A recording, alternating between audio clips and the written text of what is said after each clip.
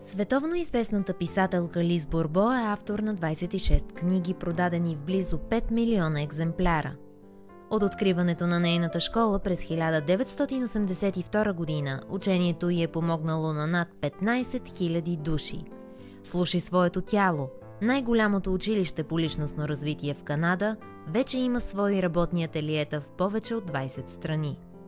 След излизането на Петте рани, които пречат да бъдеш какъвто си, Лиз Бурбо получава множество запитвания за това как точно се лекуват раните на душата. За да бъде полезна на своите читатели, тя пише продължение на своя световен бестселър. Ексклузивно за българските читатели, Лиз Бурбо представя "Лечението на Петте рани" и отговаря на въпросите, които ще ни помогнат да открием пътя към себе си. Hello, Madame Burbo. It's so great to see you and be able to speak with you again. How are you today? I'm very good, thank you. Through your career, you've worked with thousands of people from many different countries around the world, and your main goal is to help people to know, accept, and love themselves better. What is the first step to achieve this difficult task? Well, first is to decide to become more conscious of who's running your life. Are you listening to your heart or you're listening to your ego? Because people are unconscious, so that's why they don't even know that they're not running their life. So that's why they don't do anything about it, because they are positive. No, I'm the one deciding, but they don't know how important the ego has become in their life. It's running about 90% of our life. So it's, so this is why, like in that book about the wound, healing the wound, I talk for a long time about the ego. This is the book where I have written the most about ego, because when it was time to talk about the healing of the wounds, I kept saying to myself, but people don't even know that right now they feel rejected, or they feel, they feel bad. They deny everything. They don't know. So that's why I said, well, because whenever the ego takes over, this is when it means that we are hurting and one of the wound is activated. So that's why I decided, okay, I will write that book because I want people to know more about, to have all kinds of ways. I don't know how many ways I give in that book about to discuss how the ego uses different ways, to control us. And I remember when I was writing the book, I was really very concentrated on ego and myself. I couldn't believe it. I was saying, oh my God, this is my ego. Oh, this is my ego. And I was seeing myself. It was helping me also to be much more aware. And so I said to myself, boy, I've been working on myself for 50 years. I was 24, more than 50. I was 25 years old when I started to work on myself. And I still discover how the ego has a lot of power in my life. So I said to myself, oh my God, the people who don't even know about that, it's not easy, But this is why I said at the beginning, we have to take the decision.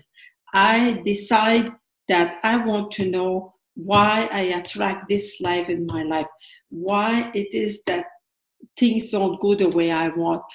Because if it doesn't go the way you want, it's because your ego is running your life. Yes, this is one of the greatest questions in the book. And can we say that our ego is the biggest villain in our lives? Because I think here we have a great paradox. In all of your books, you're talking about the meaning of acceptance and the importance of constant observations of our wounds. Yes. But how can we maintain the balance to observe them, to observe the wounds without letting the pain makes us suffer, on one hand, and on the other, when we pay so much attention to our own problems, isn't there a risk to become even more selfish? Well, now you see, this is the ego talking. This kind of question comes from the ego, because if I say to a person, give yourself the right to be fat. You're a beautiful fat lady. Just give yourself the right to be like that, and just, dress yourself with beautiful clothes that suit you. They're not 2 sizes too small for you. And, just give yourself, and then, what she'll say? She'll say, well, if I give myself the right to be fat, I will be fat the rest of my life, and I don't want that. So you see, this is the ego, because the ego is only memory, it's belief, it's the equivalent of our belief system on what's good or bad or okay or not okay. So when I talk about acceptance, it's the same. Like before I said, we have to decide to be more conscious. Now, when I discover that, now it's not me talking, it's not my heart, it's my ego that makes me scared, makes me feel guilty, so now I know it's my ego. So the only way to deal with the ego is to accept it, because nothing changes in life before we accept it. The more we want to change it, and the less it changes. The more we accept, and the faster it changes. Now, our mental capacity cannot understand that, even less our ego, because our ego is made out of mental energy. So mentally, we cannot understand the concepts of the spiritual world. We cannot understand that if you accept something, really accept it without judging it bad or good, you just say that I accept that right now I cannot do otherwise. I know I let my ego control me. I know that I'm afraid. I know I feel guilty. That's not what I want in life, but I don't know how else to be for now. It's beyond my limit. I'm a human being. So I accept myself as at being there, but it's not my preference. I would rather be somewhere else, but I can be there for now. So this is what we talk about. Acceptance means I don't agree with it. This is not what I want for the rest of my life, but I accept that right now I am limited. I cannot do any more than I do right now. I accept to be there, but I will not stay there all my life. And and when we do that, it starts to change. In this, because we cannot explain that mentally, this concept, we have to experiment it. And it's when we experiment that it really works. Like I know that, for example, if there's a person in my that worked for me, and when we would get together for the special meetings, take decisions for once every 2 weeks we would get together for deciding things.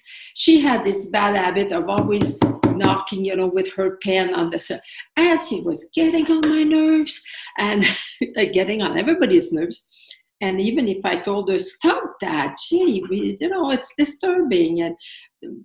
And she, okay. And she'd stop. And then she'd start again. She couldn't stop. So one day I decided to accept her. I said, now, this seems to help her to think and to, it's like when she was trying to go deep inside of her to decide yes or no, she always had that bad habit. But I said, this is what she needs for now. So just try to just ignore her habit, ignore her need. So I started to accept her. And then about 2-3 meetings after, all of a sudden I said, gee, she's not doing it anymore. She stopped doing it. And I never even, I was not aware at the time that she stopped it, because because I accepted it, I could just put that noise beside and continue to do the meeting. And so this is just one example. If you accept it, for some reason, there's something, a power that comes out of you that makes things move. And this, you have to experiment it with yourself, with other people, and then you know it works. Your book, Healing of the Five Wounds, was published for the first time in Bulgaria just 10 days ago. Mm-hmm. And this is the long expected sequel to The Five Wounds That Prevent You from Being Yourself, which is also here with me. And it's beautiful. They're beautiful together. And the two books already have great reviews from readers. I will quote just one Goodreads review that says, "Amazingly easy to read and very difficult to accept. This book changed my life."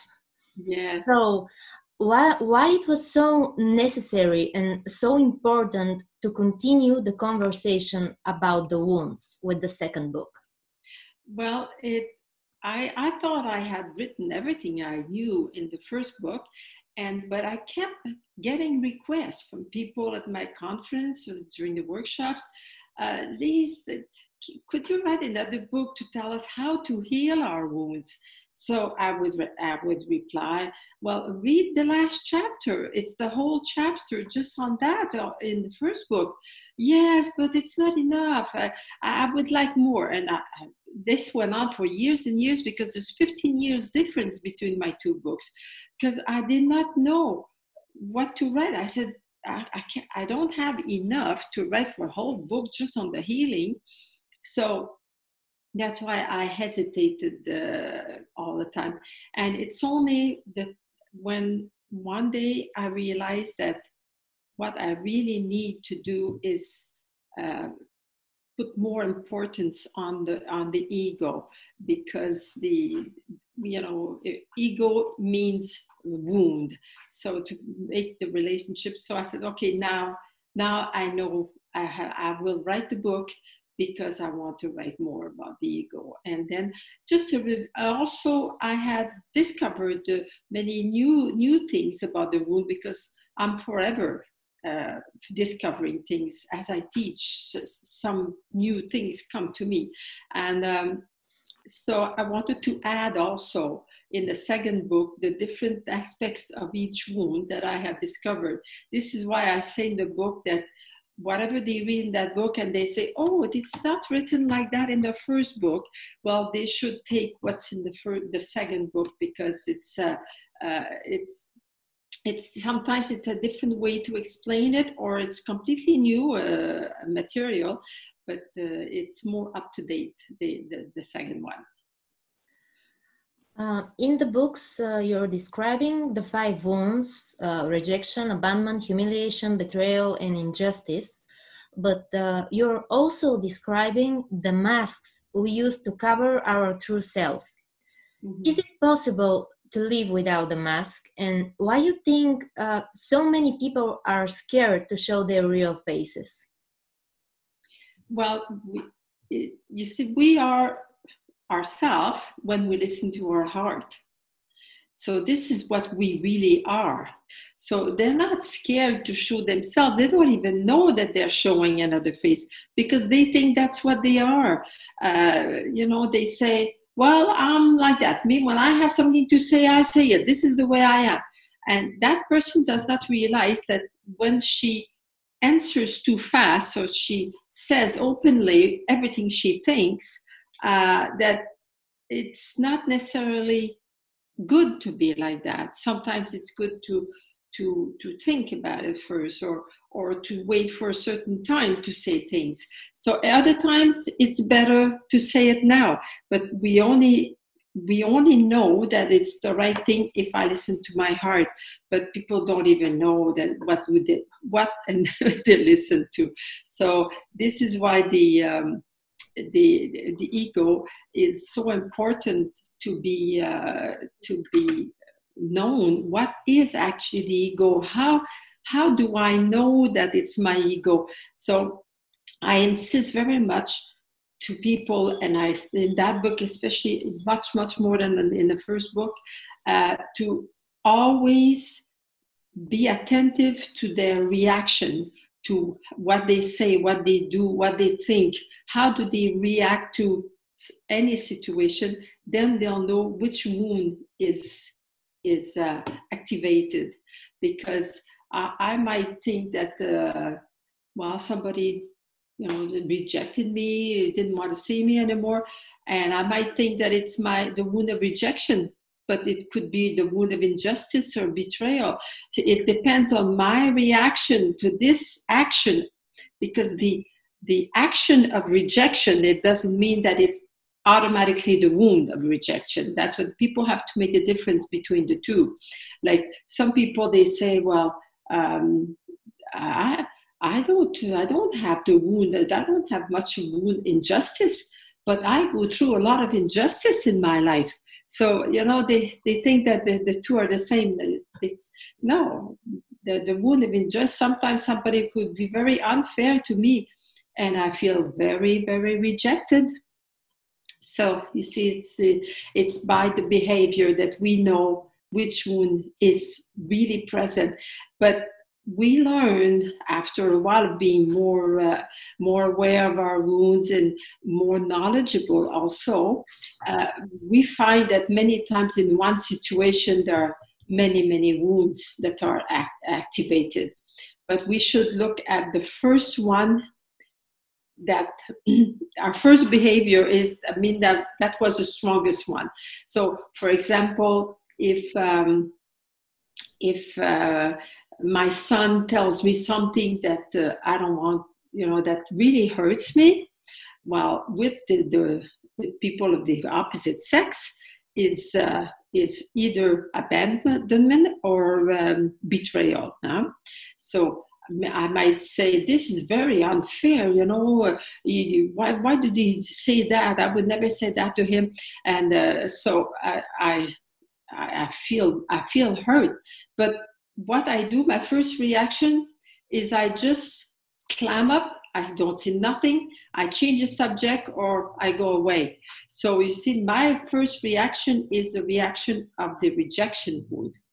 So then I know that was what hurt me the most in that situation. I felt rejected. Felt rejected means that I reject myself, because the rejection is always with ourselves or with somebody of the same sex. So it means that, so when after a while, when that happens, then I sit down and I look at my behavior, and then I see that I went through all the other wounds. I started to, rejection means, gee, what's wrong with me? I must be a bad mother for my son to say things like that to me. And then I'd say, gee, well, maybe I wasn't good enough. So maybe it's true that I'm not always nice with him. So now I'm with my injustice wound, and then I feel betrayed because I thought he loved me more than that. So I feel, you see, and I feel abandoned by him. So I went through the four wounds, because when we go through something hurting with the opposite sex, we always suffer from the four wounds. Always. So this is something that I talk about in the second book also. I did not know it, 15 years before. These are things that I find out over the years. And because with the humiliation wound, it's not everybody that has that wound. And that wound is only experimented with ourselves. We never feel humiliated with other people. The humiliation always comes from us, So I explained that better in the book. Yeah. Actually, you answered my next questions about the four wounds and why humiliation is not part of our wounds. When I started reading The Healing, I found it amusing and also very clever that you put one particular quote from Albert Einstein. It's the famous quote about the universe and the human stupidity, and how these words are related with the book.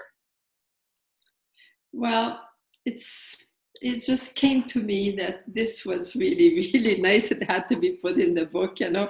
It's do I put it in the at the end or at the beginning? At the beginning. At the beginning, okay. Because I have these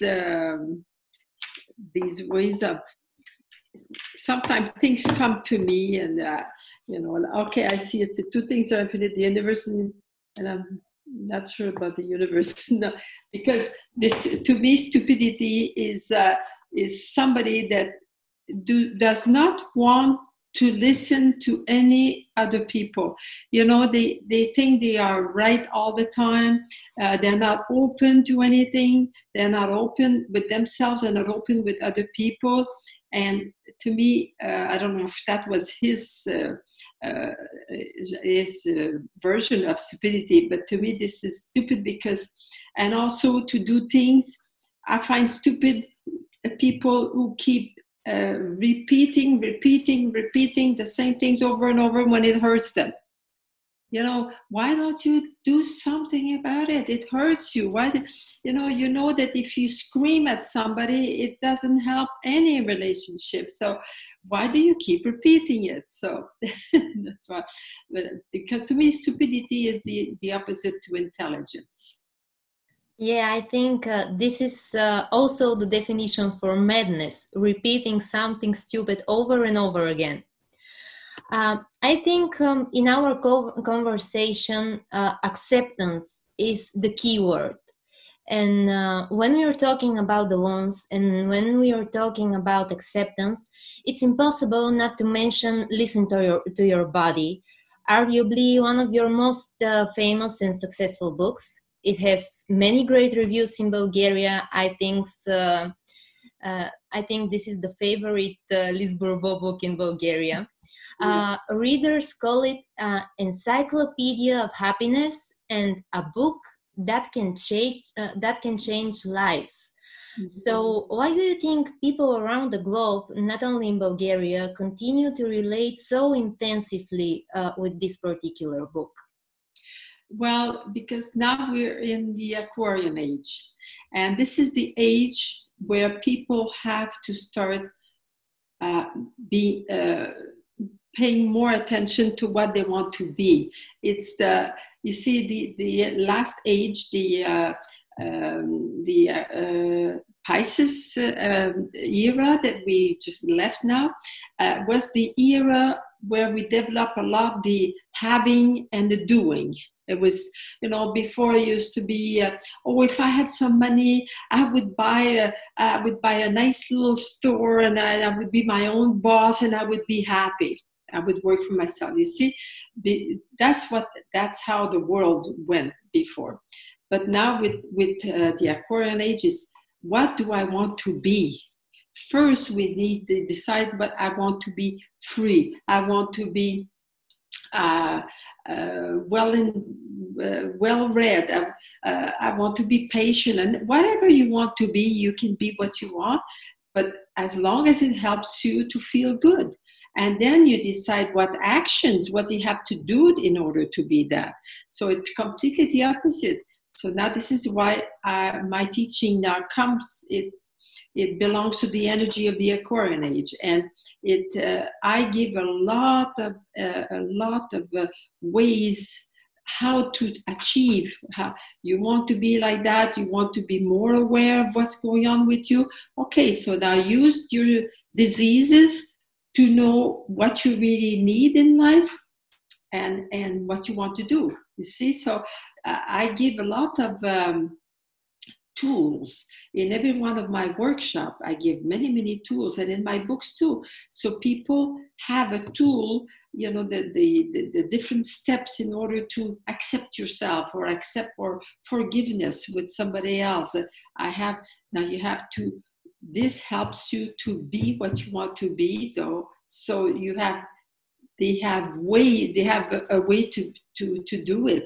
Because I remember me, 50 years ago when I first started to attend, to read, spiritual books, and they kept saying, love yourself and love others, and the beautiful messages and beautiful words. I love to read that, but then I would go to a weekend seminar. I would come home on a Sunday evening, and there was my husband with my 3 kids, and everything was laying all over the place. He didn't pick up the food after the meal, and I start screaming. I start yelling, "What's going on?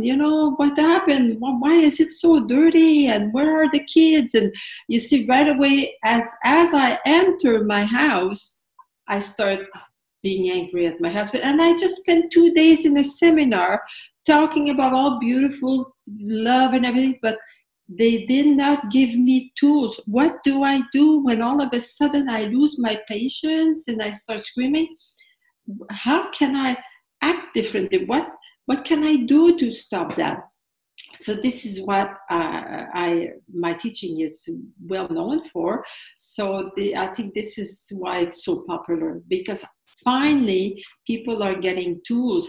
Like now with the wounds, you see, just by watching your reaction, you know that you're not yourself, you're not in your heart, you're not in the love mood. You let your ego run you, and when ego, it means that it's an old belief that is running you. It's the right or the wrong, and that's running your life, not what you need now. Because actually, there's no right or wrong. There's just intelligent ways of doing things or not. Yeah, I think so too. And it's a great pleasure to talk with you. And I have one last question. These so difficult and unconventional times can be a real challenge to so many people, physically, financially, and most and foremost, emotionally. So what's your advice to those who tend to lose hope and tend to lose connection to their inner self right now? Yeah, yes, I understand, because this is so unexpected, to have this world crisis like that, and the world panic also, we can say. And but we are in the Aquarian age, where it's at a high time for spiritual part of us to start taking over. And personally, I think that this is a way that the universe, that we, all of us together, have attracted this situation in order to take the decision to look at ourselves more. Because with this crisis, like, there are some people that I've known for many, many years, and when I would see how they deal with the COVID virus, I discovered lots of fears. I never knew that these women had those fears. I'm discovering new people with that. But if I say to them, well, are you sure that you want to do that? Because you seem to decide because you're afraid. You're not deciding what you need. You're letting the fear decide for you. Are you sure that's what? No, I'm not afraid. I'm just being very prudent. How's when you want to, I can't find the English word for the French one, wise, or you want to Very careful. Be careful, yeah, just being careful. But yeah, I can see that poor girl is full of fears, and she even fears for me. She says, well, gee, you should take more care, and see, so this is why it's so important now for people to use this time to discover themselves, because it's like we have created, all of us together, a situation that wants to help us to go faster, that people are not waking up fast enough, that they decide, because I know for a fact that the people who continue to live as much as they can, with being thankful for what they have, even if they've lost other things, being thankful for things, and going as much as they can towards what they really want in life, and seeing there's still beauty. There's like the nature is much more beautiful now. We have less pollution in the air, and we have more time for us. And what do you use this time to do something that's helpful for you? Or so we have to write down everything that bothers us. So if I feel angry what do I judge? If I judge my government of deciding something, and I think they're so stupid, or just say, okay, I judge them of being what. So then it helps me to be aware that when I am like that, I don't accept myself, because if I judge somebody of being that, it means that this is not acceptable in my vision. So every time we judge somebody of good or bad or stupid or not or whatever, it's always letting us know about something about ourselves that we have to take care of. We have to accept ourselves that sometimes we are like that too. And it's not because we are like that we are bad people. We're not like that because we want to hurt everybody else. We are like that because at that time we have some limits, or we think that we're doing good by being like that. So see, so I know it's always hard to talk about acceptance, because people hear that, oh, well, then everybody's okay and they can do what they want. No, we don't say that. We don't agree with it, but we accept that this is the way it is now. I don't like that, but how can I continue to create a nice life for me, even if that I don't like what's going on around? Yeah. Mm. But I think this should be our philosophy, with or without this crisis. We will all know probably within next year, probably by the end of 2021, most of us, I hope, will know what we had to learn, because now it was a shock at first for everybody. And I know personally that when I heard at the beginning in March, April, that some people were saying, oh, it will not be fixed. This will not be fixed before the end of this year. I can't believe that. No, they are exaggerating. That's impossible. But now we are getting to the end of the year and it is still not fixed. So they were right when they were saying that. Now, how much longer will it last? I don't know. But I know that I have decided to create my life. I feel I have a nice life, even if this is going on, and even if that I don't like to wear the mask when I go somewhere. I don't like that, but I go with, even if I try to resist and I yell that I don't want to wear the mask, I cannot do anything about that. It's right now, this is what we have to do. So we do it with hoping that, it will not last forever, and at the same time to see what is happening to us. Yeah. Thank you very much for the conversation, for your kind and wise words, and please be safe. Yes, you too. Be happy. Thank you.